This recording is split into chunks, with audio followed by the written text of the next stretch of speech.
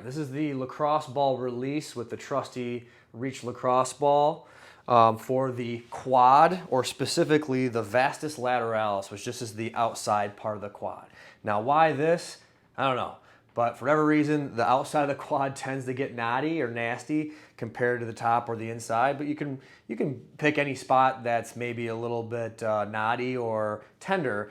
But there's a spot right here that tends to be pretty nasty on most people. And it's a helpful spot to release if you're having any quad tightness, some leg pain, even some hip or low back dysfunction. It's a good spot to release, because sometimes this muscle being tight can alter our pelvic position, which can cause a little bit of wonkiness in the low back and pelvis. So it's a good one to try. So how do we find this first? Halfway between the knee and the hip of the front of the quad here, we're gonna find that halfway point here. Now we're gonna find the halfway point between my outseam, or the outside of my leg, and the top of my leg. So it's the 45-degree angle here. If you take the ball and roll around, you'll feel like a speed bump in there, or some ropiness. That's the spot you wanna get. Now we're gonna put our body weight into it, so take your time and be careful with this. It can be a little tender.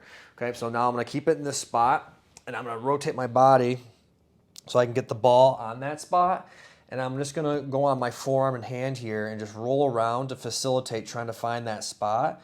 And you can just roll around to sort of like just massage the area. Nothing wrong with that, but when you find that spot, which it's right there, you'll know, it'll give you that face, is you wanna hold pressure in there for about 90 seconds at least, 2 minutes to make it simple. So 90 seconds to 2 minutes, hold there, breathe through it, and typically about 30 to 45 seconds, it starts to ease up and feel easier. But keep holding this spot, because that consistent pressure, called ischemic compression, helps release that muscle.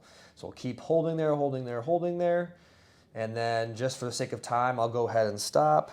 And you can do the same thing on both sides, because one side might be more tender than the other, or have a knot versus the other. I would say just do both, because you don't know which pelvis or which hip or what side's the major problem. Just hit both of them.